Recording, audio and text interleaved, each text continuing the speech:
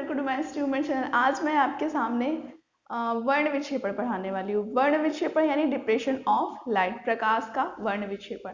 ये क्या होता है, कैसे होता है, इन सारी बातों पे चर्चा करेंगे। तो चलो स्टार्ट करते हैं। आपके सामने एक प्रिज्म दिख रहा है। प्रिज्म पे अगर आप सूर्य की प्रकाश की किरण आती है, मैम सूर्य की प्रकाश की किरण आई और वो 7 रंगों में विभक्त हो गई, तो इसे क्या कहेंगे? इसे तो कहेंगे वर्ण विक्षेपण। लेकिन स्पेक्ट्रम किसे कहेंगे, यानी वर्ण क्रम किसे कहेंगे? वर्ण क्रम कहते हैं रंगों के समूह को। किसे कहते हैं? रंगों के समूह को वर्ण विक्षेपण वर्ण क्रम कहते हैं। रंगों के समूह को क्या कहते हैं? वर्ण क्रम, जिसे हम बोलते हैं स्पेक्ट्रम। क्या बोलते हैं? स्पेक्ट्रम। ठीक है, तो ये तो फर्स्ट पॉइंट हो गया, इसे नोट करिएगा। रंगों के समूह को आप बोलोगे स्पेक्ट्रम यानी वर्णक्रम। मैम वर्ण विक्षेपण किसे कहेंगे? जब वही श्वेत प्रकाश की किरण 7 रंगों में विभक्त हो जा रही है, उसे कहेंगे वर्ण विक्षेपण। तो क्या मैंने बोला? श्वेत प्रकाश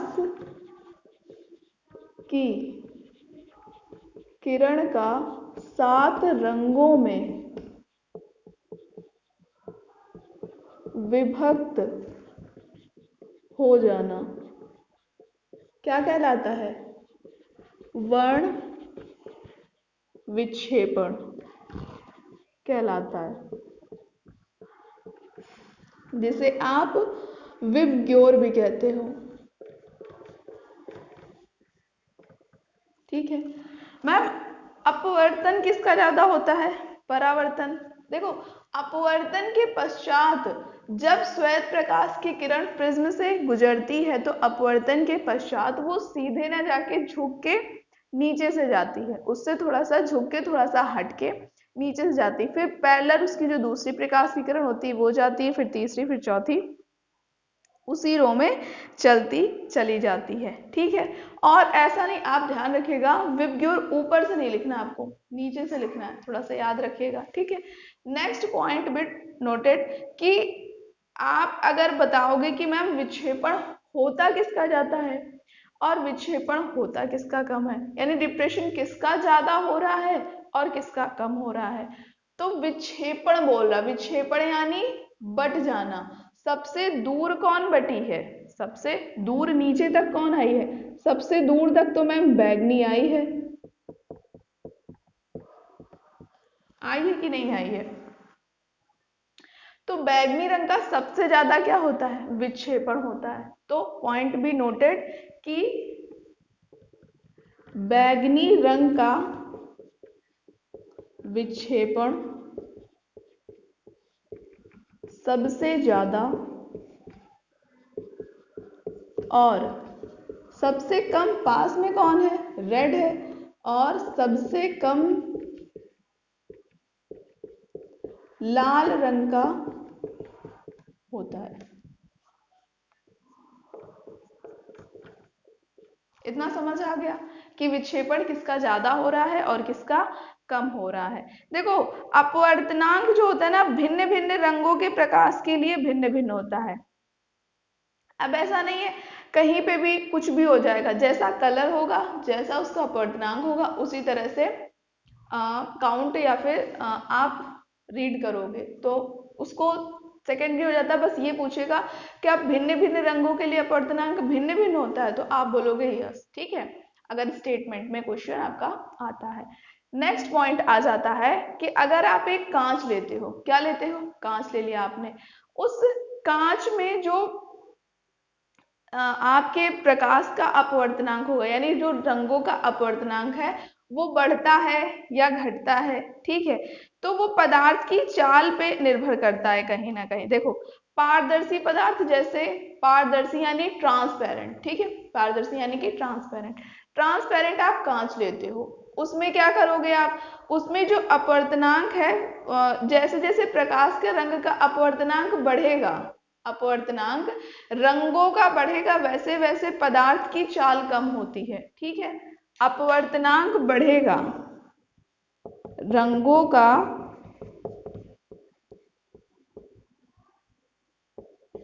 अपवर्तनांक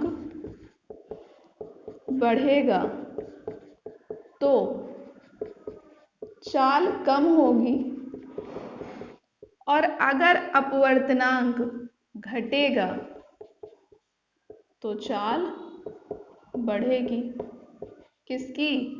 रंगों की। अब इसका एग्जाम्पल आप बैगनी रंग के से लिख लो। तो बैगनी रंग के प्रकाश का जो वेग होता है, क्या होता है? वेग। जो वेग होता है वो बहुत कम होता है, ठीक है। वेग यानी कि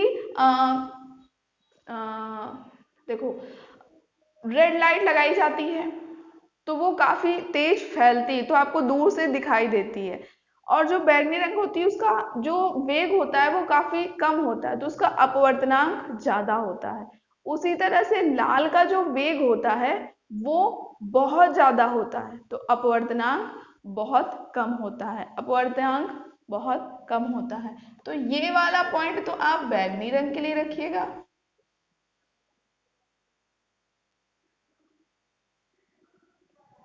और नीचे वाला पॉइंट आप रेड के लिए रखिएगा,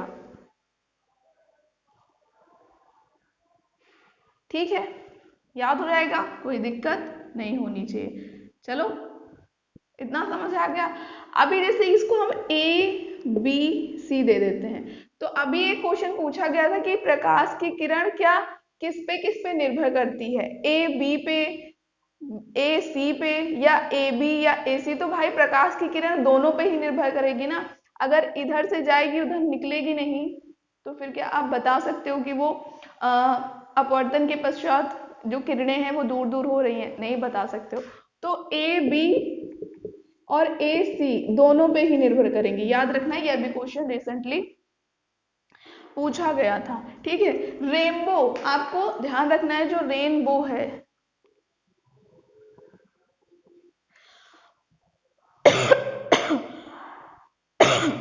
आपका जो रेनबो है ना, ये तीन चीजों के लिए बहुत अच्छा एग्जाम्पल। एक तो अपवर्तनांक के लिए, ठीक है, और एक है आपका पूर्ण आंतरिक परावर्तन के लिए। किसके लिए है?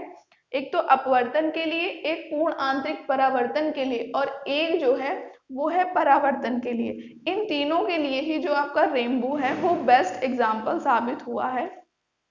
इसे आप याद रखोगे तो ऐसे पूछा जा सकता है कि रेनबो किसका एग्जाम्पल है? अपवर्तन का, परावर्तन का, पूर्ण आंतरिक परावर्तन का। तो इन तीनों का एग्जाम्पल इसके लिए कहा जा सकता है।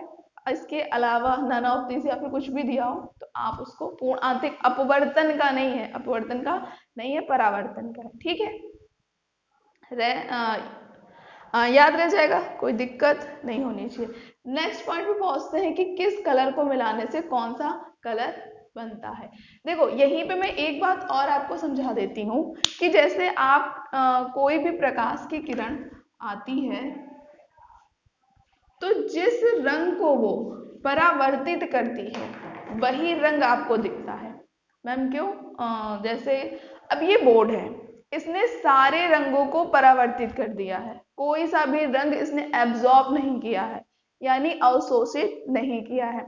तो ये बोर्ड मेरे को व्हाइट दिख रहा है। अब जैसे ये ड्रेस है, तो इस ड्रेस में बहुत सारे कलर दिख रहे हैं, तो ये कलर वाइज ऐसा है कि जो कलर मुझे दिख रहा है वो कलर परावर्तित हो रहा है, अवशोषित नहीं हो रहा है। क्या मैंने बोला? जो कलर परावर्तित होता है वही कलर हमें दिखाई देता है। जो रंग परावर्तित होता है वही रंग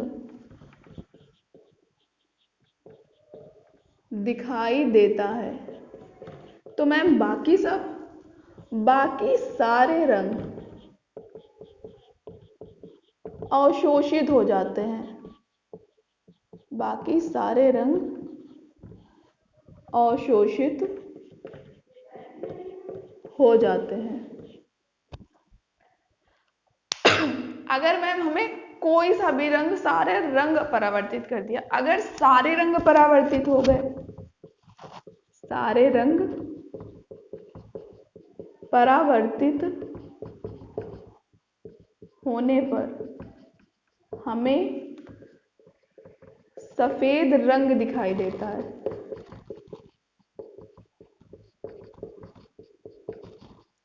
अगर सारे रंग अवशोषित हो गए तब, मैम सारे रंग अगर अवशोषित हो गए तो हमें काला दिखाई देगा, इसमें क्या ही बात है। यानी कोई भी रंग वो परावर्तित ही नहीं कर रहा, हमारे तक भेज ही नहीं रहा है। तो कोई भी रंग परावर्तित ना होने पर हमें काला दिखाई देगा। कोई दिक्कत ना होनी चाहिए, सारा कुछ समझ आ रहा है ना आपको, ठीक है। अब एक पॉइंट इसमें और आ जाता है, जैसे आपने लिया रेड गुलाब, कौन सा लिया, रेड रोज, भाई सबको बड़ा पसंद होता है। आपने लिया रेड रोज, अब उस रेड रोज को आप जाओ जो ग्रीन मिरर होता है, ग्रीन कलर के जो शीशे होते हैं उसमें देखो जा करके, आपको रेड नहीं दिखाई देगा, आपको वो काला दिखाई देगा। क्यों? क्योंकि उसने उस चीज को एब्जॉर्ब ही नहीं किया, सॉरी परावर्तित ही नहीं किया, ठीक है, रिफ्लेक्ट ही नहीं किया कुछ भी, तो आपको वो काला दिखाई देगा। जैसे परावर्तित कुछ भी नहीं करेगा तो वो काला दिखाई देगा। इस चीज को आप ट्राई करके देख सकते हो घर पे। अब एक छोटा सा मैं और आपको बनवा देती हूँ मिरर, जिसमें कलर से आपको पूरा समझ आ जाएगा, फिर आपको कुछ नहीं याद करने की जरूरत पड़ेगी। वो मिरर सॉरी प्रिज्म मैं इधर बना के आपको बता देती हूँ, ठीक है, उससे आपको कलर पूरा याद रह जाएगा।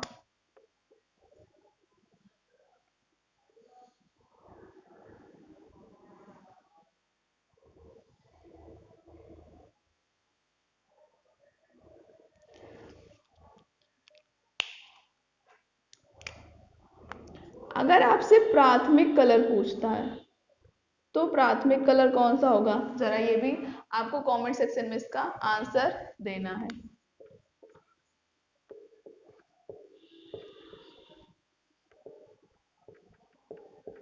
देखो प्राथमिक कलर भी होता है और द्वितीयक कलर भी होता है, ऐसा नहीं सोचना है कि सिर्फ मैम प्राथमिक कलर ही होता है, ठीक है।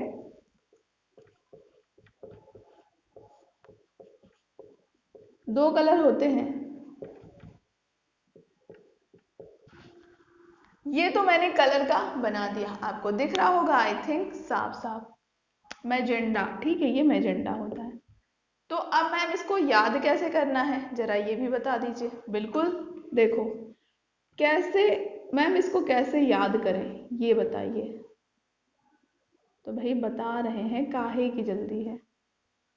आप मिलाओगे लाल हरा और नीला, लाल हरा नीला ये प्राथमिक कलर होते हैं, ये तो पता ही होगा आपको कि लाल हरा नीला प्राथमिक कलर होते हैं। लेकिन इन तीनों कलर को अगर मिला दो तो ये सफेद कलर बनेगा। मैम अगर हम मिलाते हैं, जो कलर हम यूज करते हैं उसमें मिलाते हैं, ऐसा तो नहीं होता भाई, उसमें नहीं होता, क्योंकि उसमें मिलावट बहुत ढेर सारी होती, इसलिए उसमें वो चीज कहीं ना कहीं हर कलर को देखने से नहीं दिखती है। लेकिन अगर आप जो टेलीविजन टेलीविजन यानी टीवी, टीवी में जो रंगीन टीवी होती है ना, उसमें इन्हीं तीन कलर का यूज किया जाता है, लाल हरे और नीले का। तो उसमें जो कलर टीवी होती है उसमें जो कलर आता है इन्हीं तीनों कलर का यूज किया जाता है।